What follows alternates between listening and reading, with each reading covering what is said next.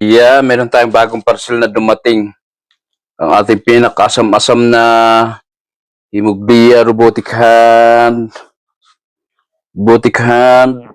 Nalikunin ko yung aking ano. Ito, bago natin kasi inaantay ko doon. Tagal ko itong pinapangarap na kunin. Kaso hindi kaya ng ating budget. Nagantay pa tayo ng ilang bumabas ang kanyang price. Kasi ang original price nito ay nasa 5K, 5,000. Ngayon bumabasa, nakapag-ipon tayo ng voucher.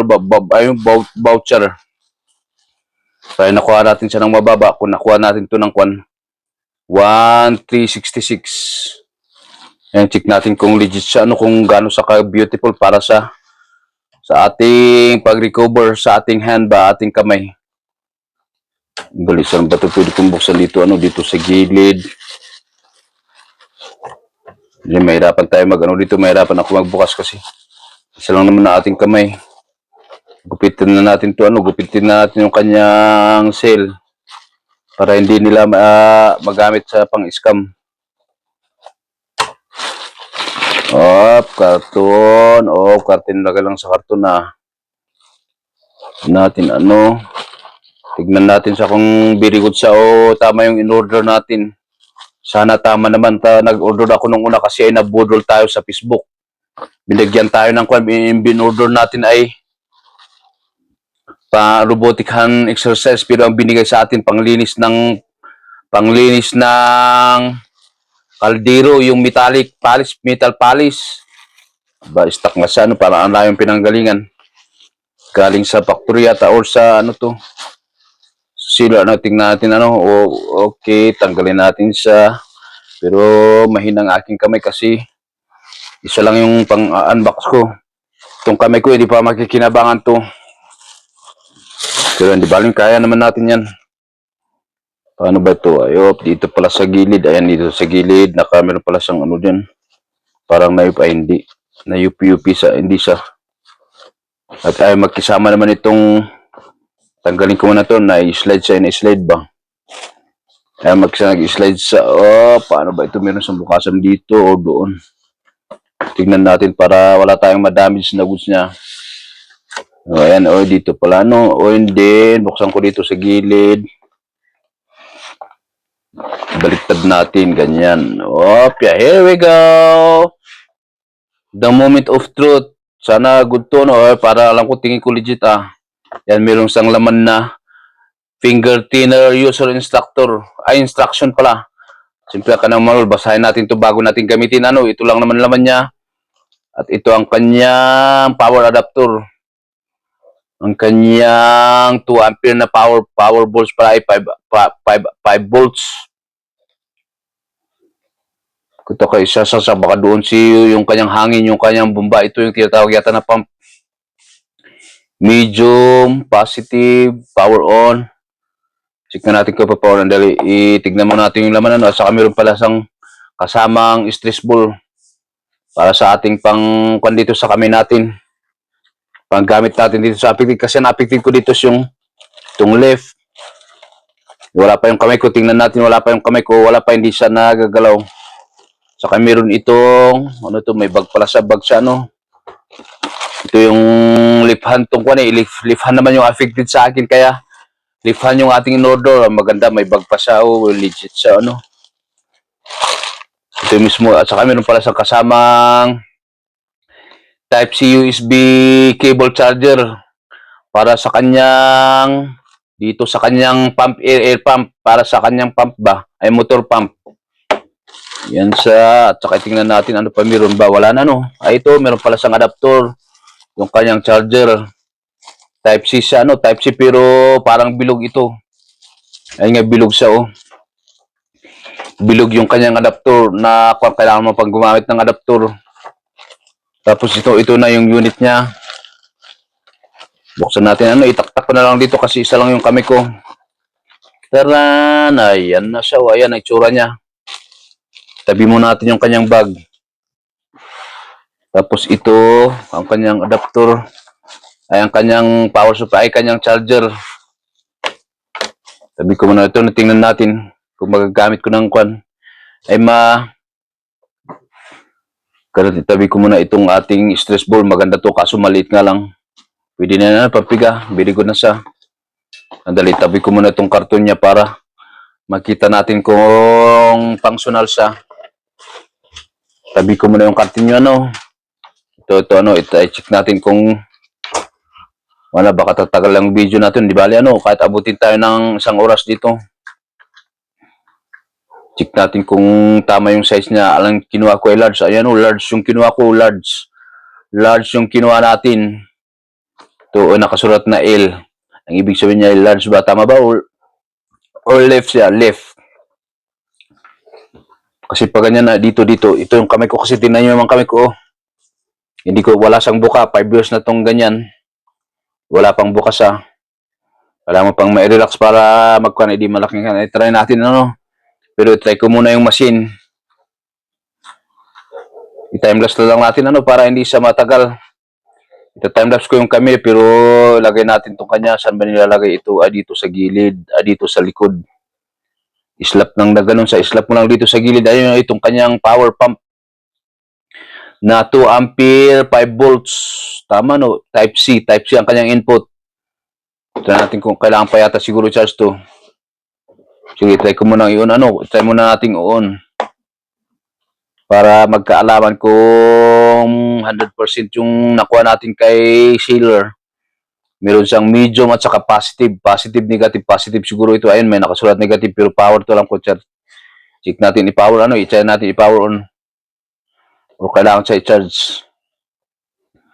Yan, dali. Kailangan yata naka-charge lang siya ay naka-adapter bago siya gamitin. Hindi yata pwedeng i-charge. Kailangan pala sa saksakan, ano. Isaksak mo pala yung kanyang adapter bago natin magamit. Hindi pala siya chargeable. Pero parang magaan siya. Wala siyang baterya. Lagyan ko muna ng, ano, 5 volts naman to. Lagyan ko muna ng ibang charger kasi bilog yun.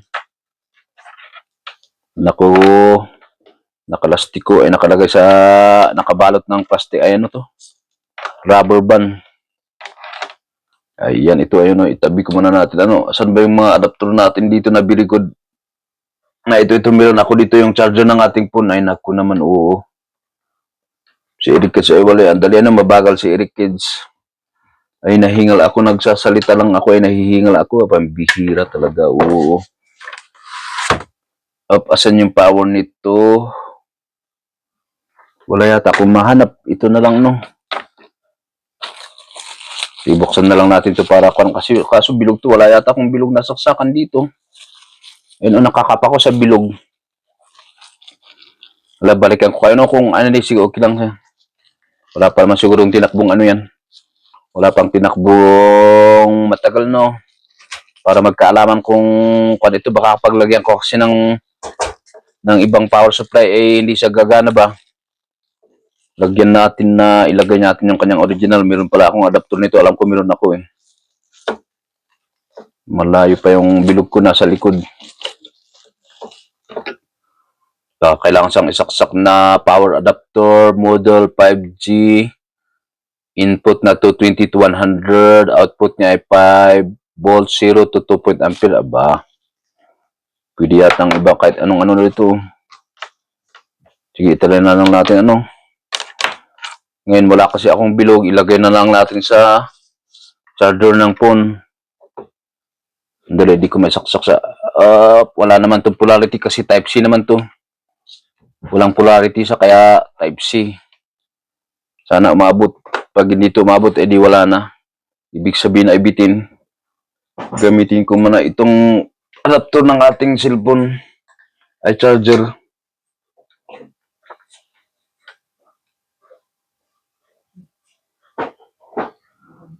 Ito natin yun, ano.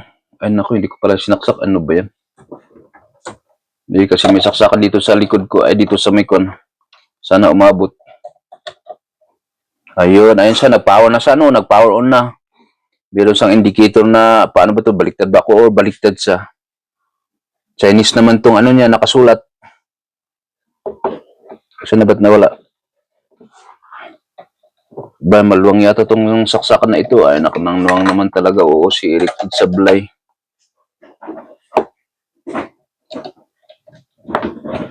Ayan, nagagalaw sa, ano ba yan? Ba't naghanap pa ng polarity?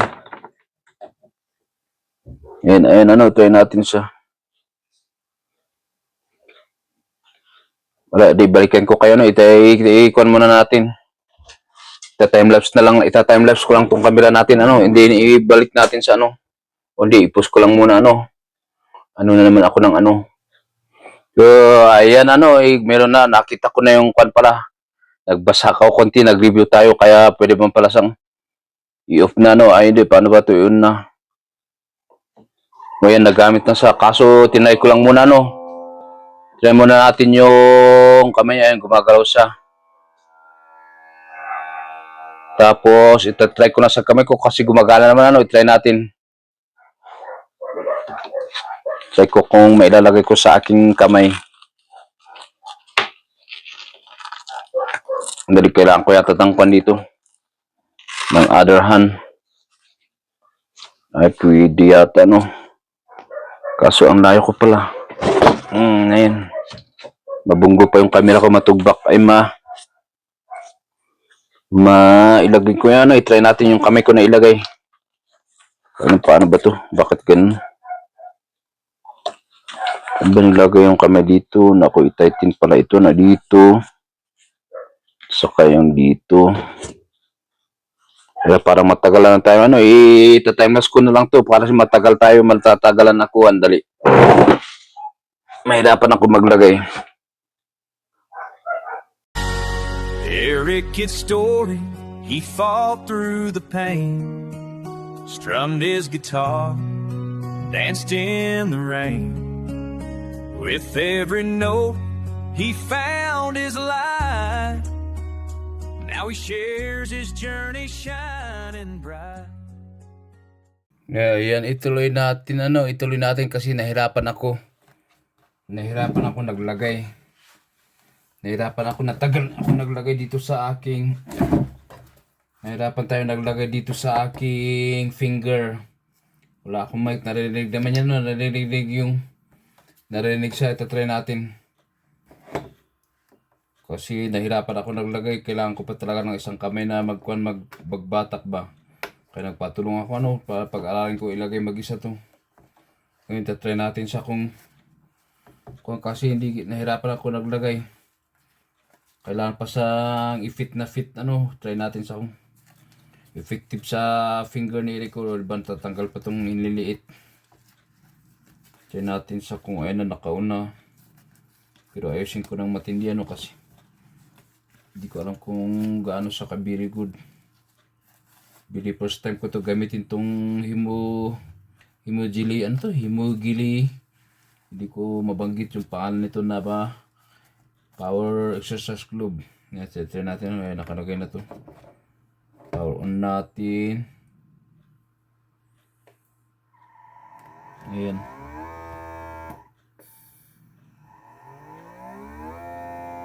So, ayan, nabubuka ka niya. Nabubuka ka niya, pero paano ba to? Bakit ganun lang yung ginawa niya? Medium. Try natin ulit.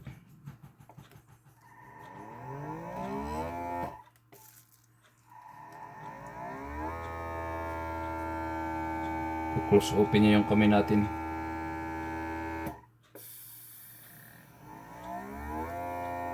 Ayan. Binitit adi the never. Yan, i-close niya pala. Aray ko, nabaramdaman ko na mabatak siya. Pag nag-open yung finger ay yung aking mga daliri. Paano ba ito? May medium pala siya. May medium at saka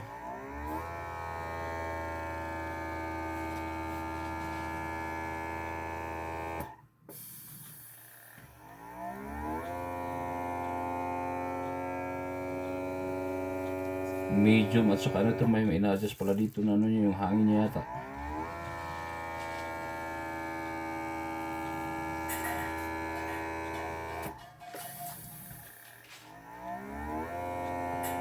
Alright, okay na siya, very good siya.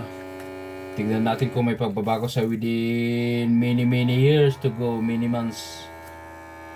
At least may nakakatulong sa mahal tong bili ko na mahal to, kaya nabili natin siya ng with voucher sa online naman lang to nabili natin. Kaso mahirap nga siyang ilagay, kailangan ko ng kasama maglagay.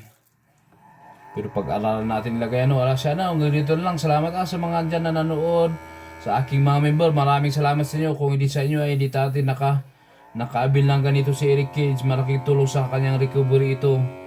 Sana yung audio kayo naririnig. Ari ko, ayun naramdaman ko yung batak niya. Kasi hanggang dito lang si Eric Cage. Thank you for watching. Nasir lang yung na-achieve ni Eric Cage sa kanyang mga kaibigan nandyan sa nagsusupport sa channel ni Eric Cage. Salamat sa inyo Maraming salamat sa inyo mga idol.